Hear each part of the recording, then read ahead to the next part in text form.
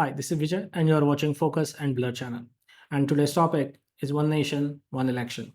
Now, as usual, we will be going over different pros and cons, but more important than that, we'll be going over what's the crux of the matter. Should government be really doing this? Should it be focusing on this? And are there any better alternatives to this? So, if you watch this video till the end, I would guarantee that you will have a better idea about what the whole debate is about. So, let's start.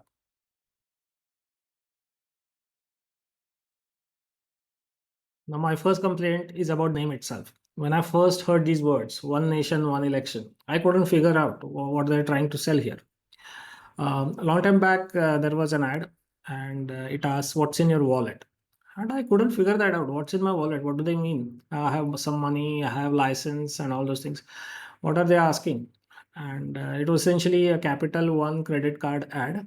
And what they were trying to say was you should have this credit card in your wallet, but it was hard to understand. I couldn't figure that out.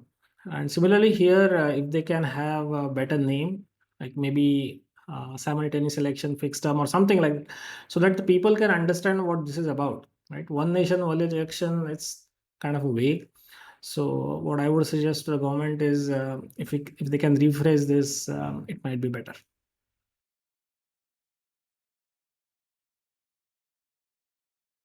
Now, the first argument by the government is that if we hold Lok Sabha, Vidhan Sabha, and municipal plus panchayat elections together, then we can save a lot on election machinery.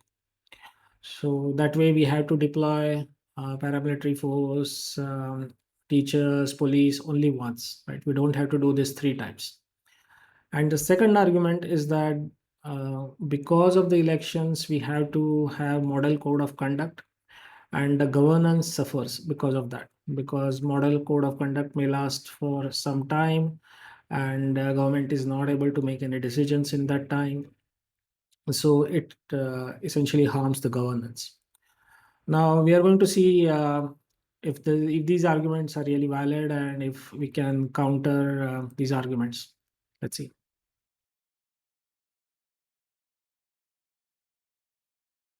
Now let's see some numbers. Okay, President Cohen's committee has said that we will save close to 4.5 lakh crores if we do this.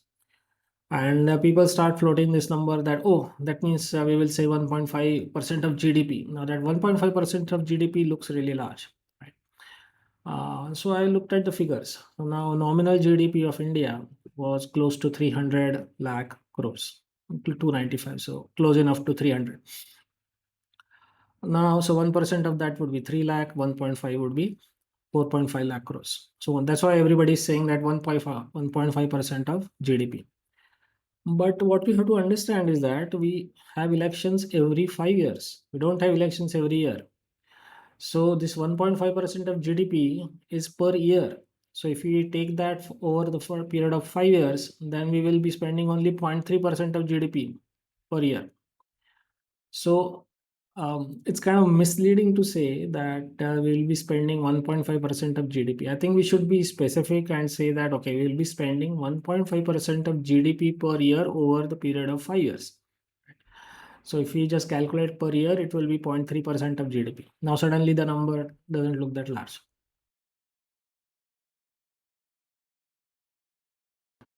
Now, the second point is about model code of conduct, and that doesn't look like good enough reason to have such a big structural reform.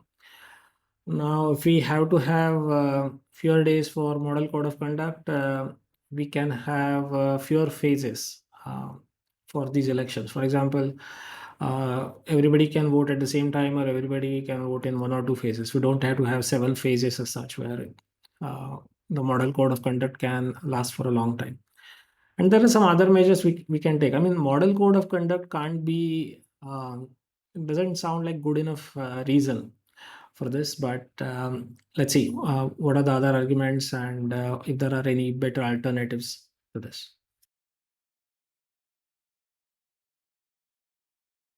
Now, another important aspect is the 5 year fixed term. Now, what's the meaning of this? So, for example, if anybody is selected, his tenure is going to last for full 5 years. So normally what happens is, if let's say if the government falls after 3 years, new elections are announced. So with this change, new elections will not be announced. Either there will be a governor's rule, or if new elections are announced, then the tenure of those new elections would be only for the remaining period, that is 2 years. Now, the first question I have is why? Why do we even need to do this? Now, um, we have to understand that the midway elections or midterm elections are an exception. Very rarely this happens. If you take the history of Maharashtra from 1990, almost all governments have completed their tenure. And even if you take the case of 1999, that happened because Shiv Sena and BJP wanted to have elections aligned to the Lok Sabha election. So, but if you ignore that election, then almost always Maharashtra government has completed its full 5 year term. So it's not as if MLAs or MPs are clamoring to lose their jobs and have fresh elections. Right? Why would any MP want to dissolve Lok Sabha and go within fresh elections and where he can lose his job? Right? So there is certain back pressure to this, and it's natural. So I don't see why do we have to codify this. And what are the cons here? It's taking away the flexibility or the freedom of the representatives. Right? For example, you remember KCR in Telangana had announced snap elections. We will be taking away such a right of representatives if we are saying that all representatives have to serve 5 year full term.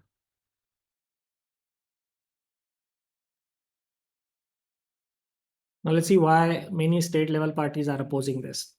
For that, you have to understand that space is limited, whether it's political mind space or whether it's advertising space. So now, if Lok Sabha and Vidhan Sabha elections are held together, of course, state level parties may have to pay more for advertisements on Facebook or newspaper.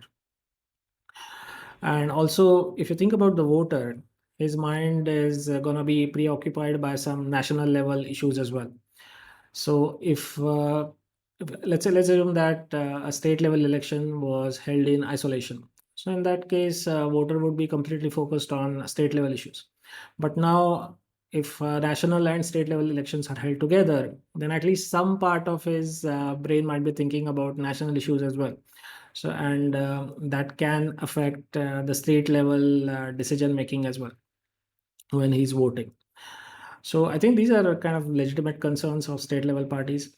So I have a solution for this. So instead of combining Lok Sabha and Vidhan Sabha, how about we combine Vidhan Sabha and Panchayat plus municipal elections?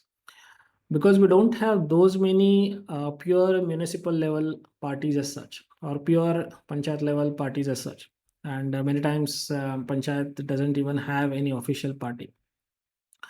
So I think it might be better to try this as an experiment. If you have to do this, let's see if we can have Vidhan Sabha plus municipal elections together, and that can suit some nerves definitely.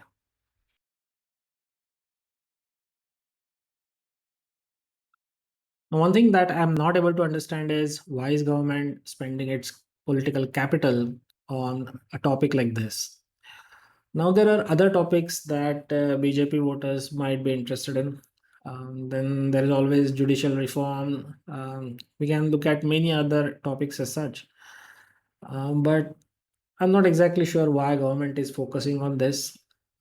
What now? If common man is not able to understand why is government focusing on this such a major political structural reform, then that leads to political conspiracies. Okay, so and ulterior motives and all those things. So I think government needs to state a reason or multiple reasons which are robust enough for the common man to understand and believe. So that's all I had to say about this topic. If there are any updates, then I may make another video. You're watching Focus and Blur channel. Do keep watching. Thanks.